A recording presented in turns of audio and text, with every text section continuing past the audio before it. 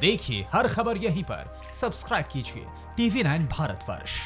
Corona काल में MSME sector में काम करने वाले व्यापारियों के सामने कई तरह की चुनौतियां आईं और उन्होंने हर चुनौती का डटकर सामना किया।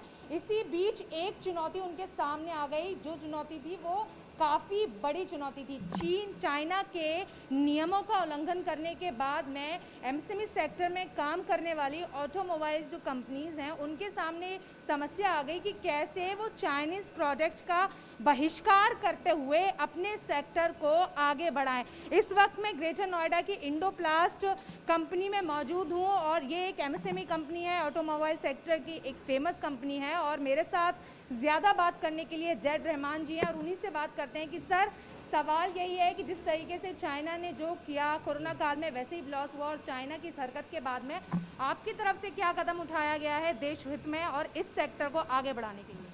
चाइना से काफ़ी सारे प्रोडक्ट्स इंपोर्ट्स हो रहे थे जो यहाँ कैपेबल थी बनाने के लिए, उनको कैपेबिलिटी थी बनाने के लिए, तो हमने उसमें डेवलपमेंट शुरू किया ड्यूरिंग दी कोविड पीरियड और हमने वो प्रोडक्ट सेल्फ रिलायंट बनाने के लिए यहाँ काफ़ी सारे कंपोनेंट्स डेवलप किए और वहाँ से डेवलप होने शुरू हुए और फाइनली हमारे फिनिश प्रोडक्ट आज मार्केट में जा रहे हैं। स्पेशली हेल्थ के सेक्टर के लिए हमने थर्मामीटर्स बनाए, ऑक्सीमीटर्स बनाए, फेस शील्ड्स बनाए और ये अब सब मेक इन इंडिया, पूरी तरह मेक इन इंडिया बन के जा रहा है। मेक इन इंडिया बन के जा रहा है। हमने बात सुनी कि प्रधानमंत्री मोदी ने अपने संबोधन में कहा कि आपदा है लेकिन आपदा को अवसर बनाने की हर पहल हमको करनी चाहिए। तो ये पहल आपने कब शुरू की?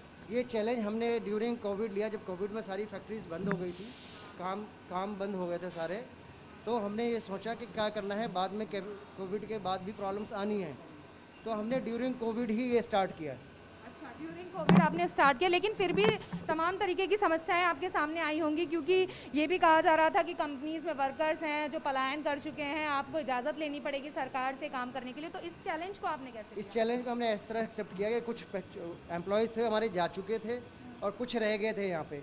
स्पेशल परमिशन हमने अथॉरिटीज़ गवर्नमेंट से लिया और उसके बाद उनको स्पेशल पासेस देके डेली बुलाया, उनके लिए अरेंजमेंट किया and they have supported at all and we finish the work. कुछ प्रोडक्ट होंगे जो आप इस वक्त हमें दिखा सकें कि जो आप बना रहे हैं इस वक्त मौजूदा समय में, आप कुछ दिखाना चाहिए? मैं आपको ऊपर फिनिश प्रोडक्ट वाले एरिया में लेके चलता हूँ। अच्छा। फिनिश वाले प्रोडक्ट एरिया में चलता हूँ। ये डेवलपमेंट एरिया है, यहाँ डेवलपमेंट्स होते हैं, मोल्ड्स डेवलप होते हैं प्रोडक्ट्स के लिए। अच्छा। तो अभी हम आपको सेकेंड उसमें ले चलते हैं प्रोसेस में, जहाँ फिनिश प्रोडक्ट बनते हैं। यहाँ पर फिनिश प्रोडक्ट बनते हैं और हम ऊपर जाकर के देखते हैं कि जिस तरीके से अभी इन्होंने बताया कि हमने कुछ वो प्रोडक्ट बनाए हैं जो चाइनीज़ मार्केट के लिए एक खतरा और उनके लिए एक चैलेंज साबित हो सकते हैं। तो चलिए देखते हैं।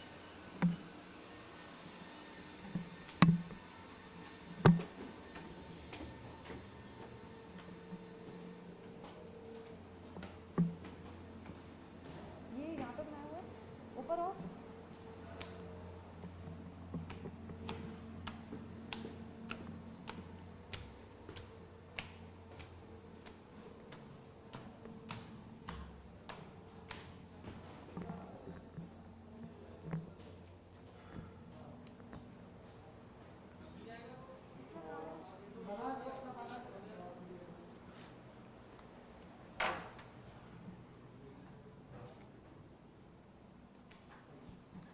तो जिस तरीके से अभी जैड रहमान जी ने हमें बताया कि वो कुछ थर्मामीटर बना रहे हैं और ये जो आपदा उनके सामने आई है उसको उन्होंने एक अवसर के लिए लिया है। तो सर कुछ बताइए प्रोडक्ट्स के बारे में। जी, ये एक प्रोडक्ट है जो हमने फिनिश प्रोडक्ट बनाया है यहाँ पे और ये प्रोडक्ट जो है फाइनली प्रोडक्शन में आ गया है और डिफरेंट गवर्नमेंट के हॉस्पिटल्स में और प्राइवेट सेक्टर में भी सप्लाई हो रहा है और इसके सारे कंपोनेंट्स यहाँ असेंबल किए जाते हैं, बनाए जाते हैं, पार्ट्स भी यही मैन्युफैक्चर किए जा रहे हैं और ये मार्केट में अवेलेबल है।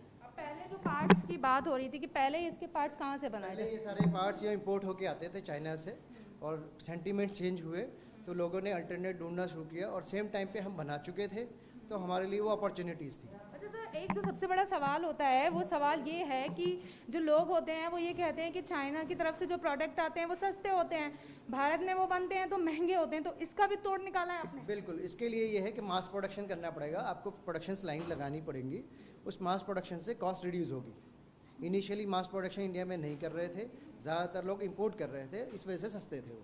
इस वजह से सस्ते थे। और कितने वर्कर्स की आपने परमिशन ली है? इस पर्टिकुलरली मेडिकल के लिए हमने 12 लोगों की परमिशन ली थी और ड्यूरिंग कोविड उन लोगों ने आके काम भी किया है और अब परमिशन के लिए नॉर्मल ओपन हो गया है, तो अब सब लोग काम कर रहे हैं। सर, एक जो मेरा आखिरी सवाल वो आपसे ये होगा कि कितनी एमएसएमईज अभी आपके साथ इस समय में इस प्रोजेक्ट के लिए काम कर रही हैं? सिमिलर 5 से 7 इंडस्ट्रीज़ हैं जो काम कर रही हैं ऑल ओवर इंडिया इस पर्टिकुलर सेगमेंट में।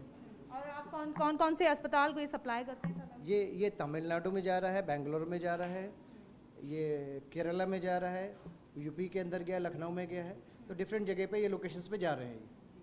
तो ये आपने देखा कि किस तरीके से जो समस्याएं लगातार एमएसएमई सेक्टर में काम करने वाले उद्यमियों के सामने आ रही थी, उन्होंने हर समस्या को एक चैलेंज के रूप में स्वीकार किया और हर समस्या का एक तोड़ निकाला।